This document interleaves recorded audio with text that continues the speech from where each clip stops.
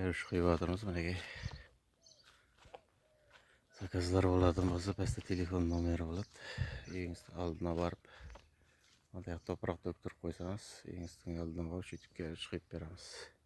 Peste telefon nomerler olat. Şu zaman kılavrasılar.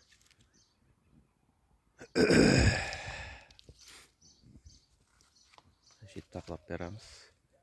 Bir tane belentte. Belentte işte taklap beret degen gap yok.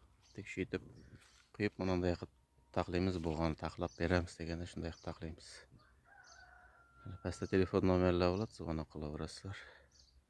Video davamında kalan kadrlardan koyup para veremiz.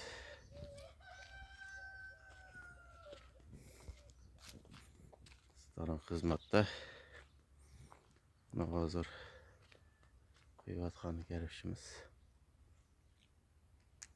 Pasta telefon nomerler olat, sonra kılavrasılar. Selamun aleyküm dostlar. Geriş kıyvatımız mı ne zakazınız var idi. Teker iyi eline varıp kıyıp berdik doğulları bulatılmasa.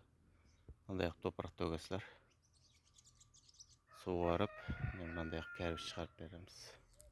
Pasta telefon nomerler olat, sonra kılavrasılar.